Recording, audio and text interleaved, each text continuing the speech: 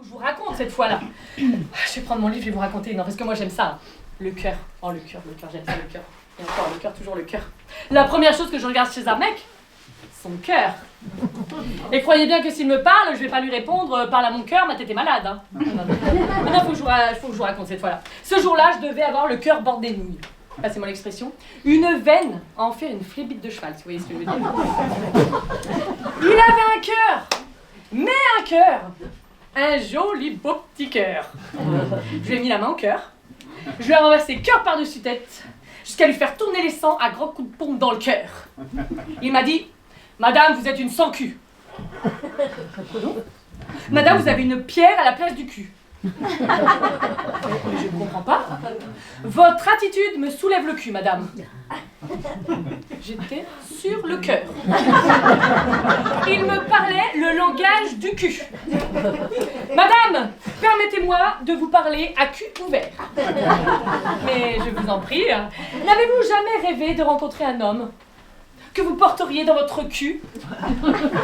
Oh, mais j'avais envie de me taper le cœur par terre. Un homme que vous aimeriez de tout votre cul. Vous ne seriez pas un petit peu cœur la praline? Ah là là. Et là, vous savez ce qu'il m'a répondu? Il m'a dit « Je n'ai pas le cul à rire, madame. » Eh bien, moi, je n'aime pas que l'on me pousse au cœur, monsieur. Et tout en échangeant des amabilités, je le regardais, il était là, le cul sur la main. Et moi, je commençais à me sentir le cœur entre deux chaises. Excusez-moi, monsieur, mais c'est que je ne suis pas une enfant de cul. Oh, ça m'avait échappé, voilà que je parlais comme lui maintenant. Ah là là. Et là, vous savez ce qu'il m'a dit? Il m'a dit « Ah, madame, vous me mettez du baume au cul. Un homme qui serait peut-être un cul à prendre, vous ne voudriez pas en avoir le cul net ?» Je l'écoutais, la bouche en cœur de poule. « Allons, madame, à cul vaillant, rien d'impossible. » Et vous croyez que l'on pourrait s'entendre comme cœur et chemise? Mais je le crois. Nous nous en donnerions à cul joie.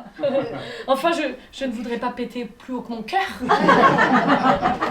Mais enfin, c'est le cul vous en dit. Ah là là, je savais plus où donner de l'artère. Hein. J'ai l'impression d'être dans un cœur de sac. J'étais au bord de l'infarctus.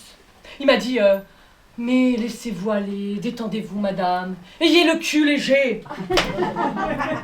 Mais vous avez feu au cœur. Ah, c'était un véritable cri du cul. Ah là là.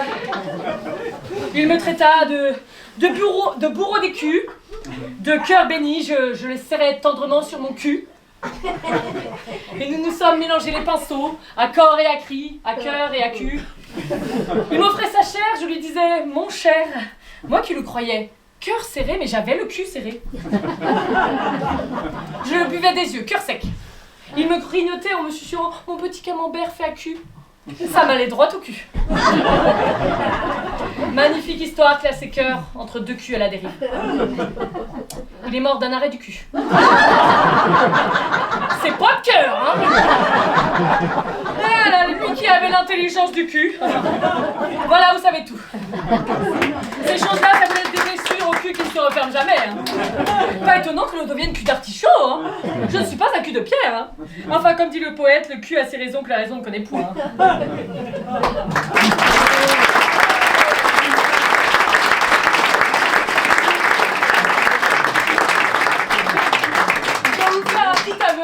Celui-là, c'est la première fois que je joue et j'ai chaud.